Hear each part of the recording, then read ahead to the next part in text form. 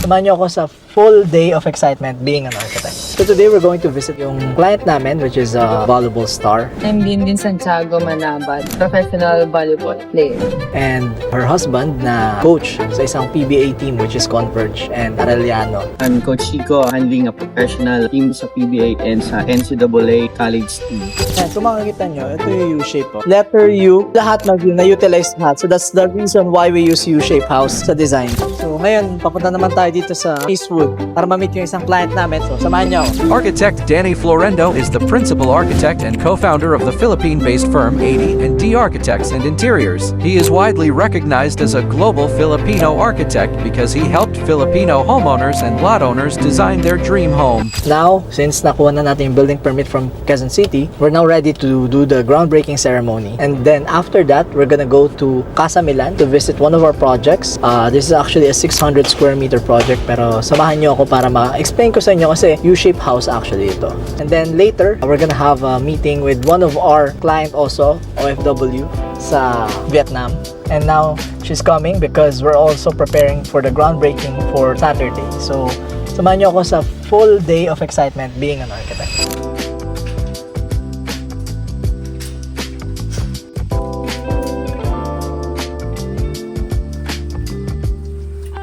Turo ko lang sa inyo, sa mga gusto mag-groundbreaking ceremony, kung ano yung mga usually na dinadala. So, samahan niyo ako ngayon. Actually, mas madali kasi, yung iba ginagamit tubular, iba gumagamit ng scaffold. Kung meron kayong ganitong kalaking banner, itong banner na to, mas maganda meron kayong scaffold na kasi mas madali siyang ilagay. Now, of course, may mga guest kayo, so kailangan magdala kayo ng mga tent. Usually, 3 meters to, 3 by 3, o kaya 3 by 5. Pero kung sakali man, pwede dalhin is dalawa para mas mahaba.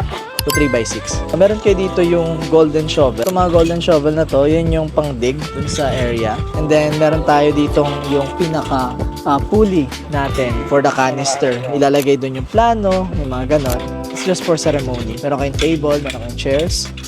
Meron kayong lalagyan netong mga golden shovel. Meron kayong hard hat at saka meron kayo ng mga easel stand for the board kung magpe-print kayo. Napapakita ko later kung ano yung mangyayari doon. Ang maganda lang dito is that you put your own brand. For example, this one. Sulat yung brand. Bili kayo neto, pang ribbon. Tapos yung brand nyo here. Architect Danny and then AD&D. This is our brand. And kung mag-start kayo ng groundbreaking, pwede nyo kontakin si Creo Satio in Facebook. Ilagay ko lang dito yung link niya. So, he's the one who made all of this. Mura lang naman magpagawa. Invest na lang kayo kasi this is good for your clients and the construction. Now, we've done a lot of construction already. We've done a lot of groundbreaking already. These are just some of the items that we always use. Mamaya pakita ko sa inyo yung complete na look ng groundbreaking ceremony. So, stay tuned. Ito yung current na look ng groundbreaking ceremony setup. Now here, ito yung importansya ng paglagay ng malaking tarpaulin. Actually, pag nag-board up kayo, kung gaano kalaki yung frontage ng lote nyo, pwede nyo siyang gamitin as pang board up. Parang tulad sa mga malalaking companies like Ayala. So, this is how you also market your brand and makakatulong siya kasi pag may nakakita, pwede kayo makontak kasi may contact number doon. So, this is the hard hat. This is the stand for the golden shovel. Lahat yan may branding name. This is the vest na same color branding that you have. These are the easel stand with the Sintra boards na nakaprint yung perspective and interiors. Pwede nang hawakan, pwede nilang pirmahan. Yun yung maganda. And then, of course, yung tent tsaka yung mga seats over there. And ang pinaka-important is this one. Kung saan nila ibabaon itong canister, you can buy it from Creo Satio and ibabaon nila yung canister with your branding here. Diyan nakalagay yung plano. Alright? So, ganito lang. Simpleng setup but it's very helpful for the clients as well to celebrate the commemoration of the start of their groundbreaking for the construction of their house. At those who put yung shield by yourself, no? So, lalo sa mga workers natin, no? Isipin natin na we don't work for salary, no? We don't work for wages. We work for service. Yun po kailangan natin. If God knows your intention, no? Yung service, lalo tayo i-bless ni God, no?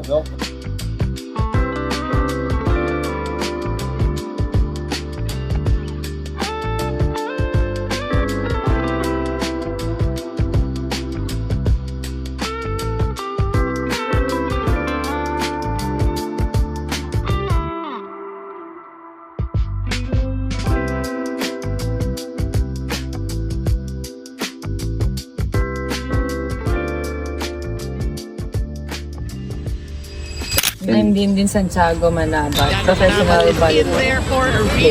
I'm Coach Chico, handling a professional team din sa PBA and sa NCAA college team.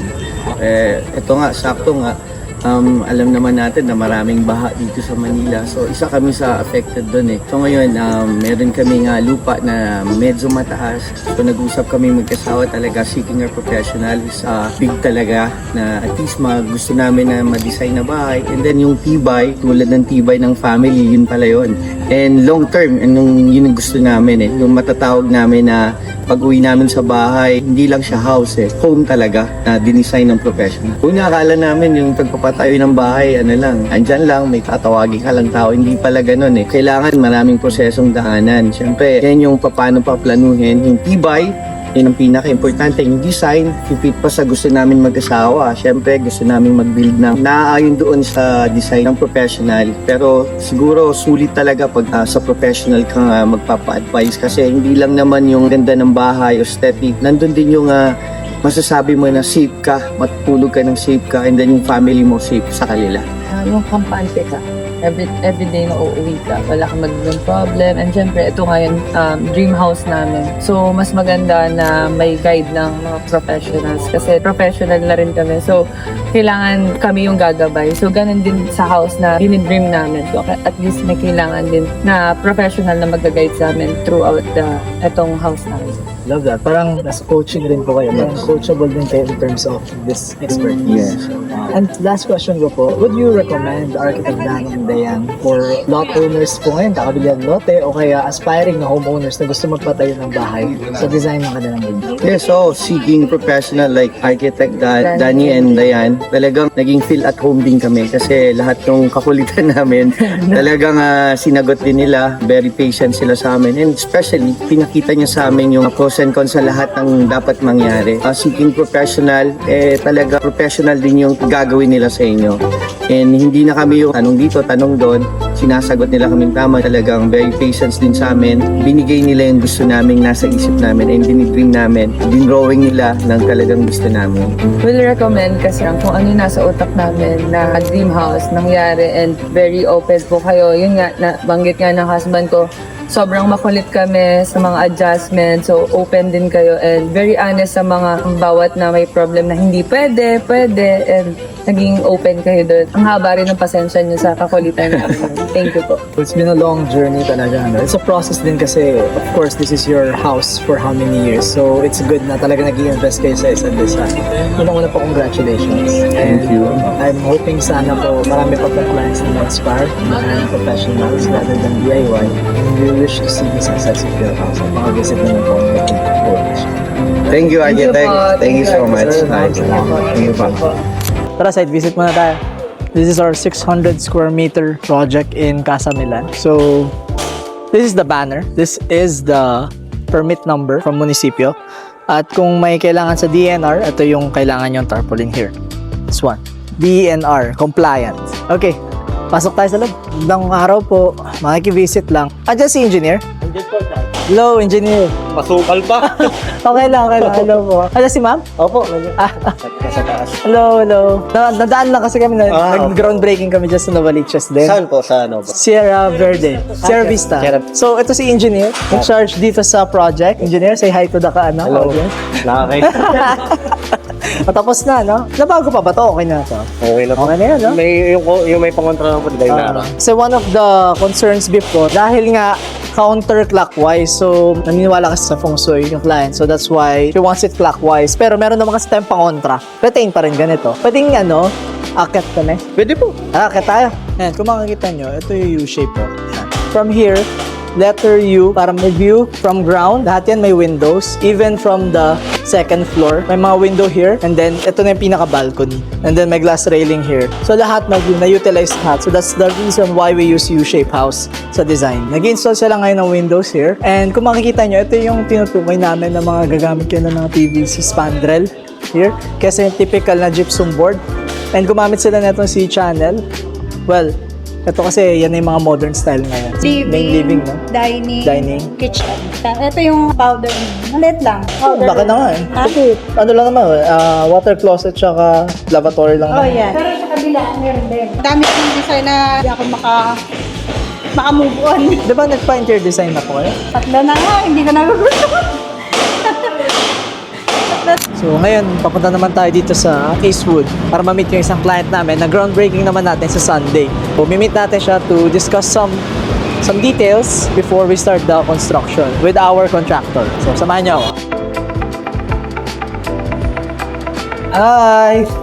Nice to see you. Sobrang traffic. Hello. Hi, nice to meet you.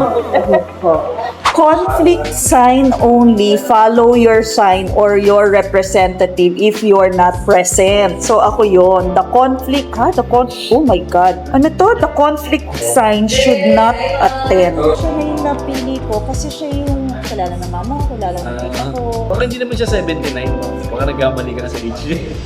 Time check, it's already 7. So the whole day, tapos na kami sa mga meeting, groundbreaking, sa site visit, sa vlog. So, day on the life of an architect. Actually, struggle siya, pero fulfilling naman kapag natutuwa yung mga clients namin. Sa susunod na mga videos, abangan nyo kami that you can hear a lot of stories sa mga clients namin. Bye-bye!